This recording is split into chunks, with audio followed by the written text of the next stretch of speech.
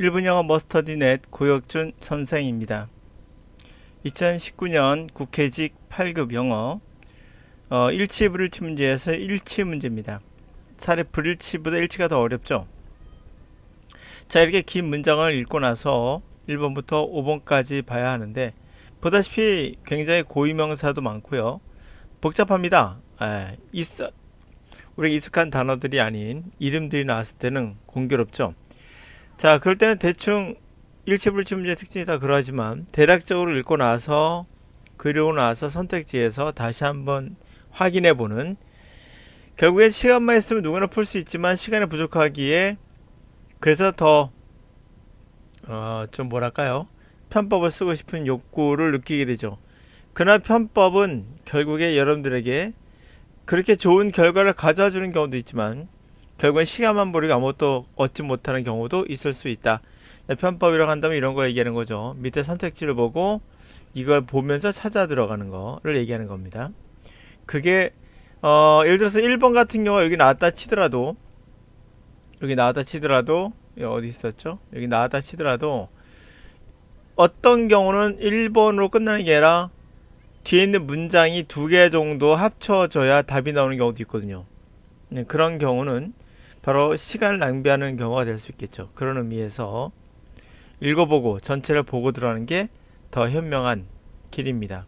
경우의 수를 대비할 수 있는 거죠. 자, 그럼 가보도록 할게요. 자, 100일 대문자로 써있는 걸 봐서 고유명사죠. 프랑스 역사에서 100일은 아마 100일 천하를 얘기하는 것 같죠. 자, 그 용어입니다. 그 기간에 대한 용어인데, 자, 3월 21일 1815년, 그 날짜는 나폴레옹이 파리에 도착했고, 그가 유배간 엘바라는 유배간 곳에서 탈출한 후였고, 다음에 7월 8일 1815년에 돌아온 날, 루이 누가 파리로 돌아온 날입니다. 그 프레이즈, 그 구는 처음으로 이용된 것은, 그 문구가 앞에 이거죠. 처음 이용된 것은 세인트의 프리펙트 하면 도지사 같은 거예요. 세인의 도지사, 지사에 의해서 처음 이용했고, 이 사람 이름은 이거며 그의 연설은 왕을 환영하는 그런 연설에서 이용했습니다. 1년도 안 됐어요. 그러니까 그가 퇴위한 후 1년도 안 돼서 그리고 버번 레스토레이션, 이게 복귀죠. 그러니까 왕정이 복귀가 됐나봐요. 그가 퇴임하고 왕정이 복귀한 지 1년도 안 돼서 나폴레옹은 그의 섬에서 유배를 떠나서 이곳에 있는 거예요. 그리고 어디로 가냐면 케인으로 3월 1일 날 도착을 하게 됩니다. 그리고 1500명의 병사를 이끌고 즉시 파리로 행진하죠. 자, 루이스 17세, 18세는 켄트로 도망갑니다. 그게 3월 13일이고요. 나폴레옹은 파리로 입성하죠. 일주일 후에. 그의 지지를 넓히기 위해서 나폴레옹은 자유로운 변화, 자유롭게 하는 변화를 만들어냅니다.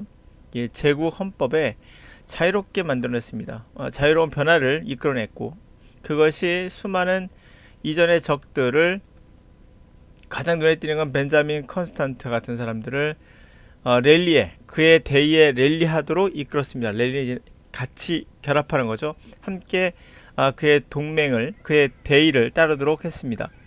3월 25일에 오스트랄리아에서는 브리튼과 프루시아, 그 다음에 러시아가 얼라이언스, 서로 연합을 했다는 거죠. 연합하기로, 나폴레옹에 대항해서 연합하기로 해서 결국 여러 번의 군사 개입을 합니다. 그래서 결과적으로 치명적인 그 워터루 전쟁이 일어나고요. 이게 6월이었죠. 자, 6월 22일 날 나폴레옹은 또 두 번째, 이게 주기를 내려오는 겁니다. 두 번째로 주기에서 내려옵니다. 7월 15일 날 그는 영국 전투선에 로체포드인가요? 그곳에서 영국 전투선을 탔는데, 자, 그때는 신분이 죄수였던 거예요. 정확히 세 달 후에 그는 세인트 헬레나에 도착하고, 그것은 영국에 있는 섬, 사우스 아틀란틱 오션에 있는 섬이며, 그리고 한편 7월 8일 날 루이스 8세는 결국 파리로 돌아옵니다. 그게 두 번째 보르본 제위, 그쵸? 제위였던 겁니다. 뭐 이렇게 돼요. 대충 이런 내용이 됩니다. 자, 1차 하는 거죠. 나폴레옹은 엘라에 남아있었다 1년 넘게 자기 의사에 반해서, 아까는 그 엘라를 떠났다고 했었죠. 나폴레옹은 즉위에서 내려왔습니다. 다시 내려왔어요. 7월 8일날 확인해 봐야겠죠. 1815년에 그때 루이스가 파리로 들어왔다. 저 날짜 확인해 보자고요. 올라가 볼까요? 먼저 쭉 보고 합시다. 자, 나폴레옹은 제국의 헌법을 바꿨습니다. 그의 라이벌을 압박하기 위해서. 아니죠. 압박이 아니라 랠리에 동참하게끔 하려고 했던 거죠. 이건 틀린 거죠. 자, 나폴레옹은 행진을 했습니다. 케니스에서 파리로. 이게 어떤 건지, 이게 맞는 건지 확인해 봅시다. 이것도. 자, 그게 끝난 거는 3월 20일. 이것도 맞는지 확인해 보자고요. 나폴레옹은 레체포드에서 내렸다고 합니다. 그것은 그를 세인트 헤레나에 9월 15일 날까지 맞는지 확인해 봅시다. 9월 15일 날 까지 이렇게 옮겨졌다고 합니다. 자, 한번 보도록 하겠습니다. 첫 번째, 엘라에 남아 있었는가 확인해 보면, 엘라에 남아 있었는가, 엘라가 어디 있습니까? 여기 있네요. 엘라의 유배지 엘라에서 탈출했다고 했어요. 그러므로 1번은 아웃, 확실히 아웃 시켰죠. 자, 이게 맞나 봅시다. 제위에 다시 물러난 게 7월 8일 1815년 7월 8일 다시 물러난 거라고 했어요. 이건 7월 8일, 이날은 루이스가 파리로 온 날입니다.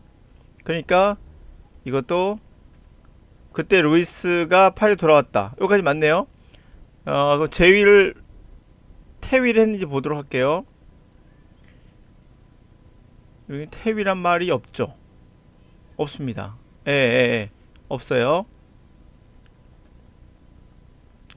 자, 그리고 여기 보면은 그가 퇴위한 것이 한 번 있어요. 이것도 날짜가 틀리죠. 그쵸?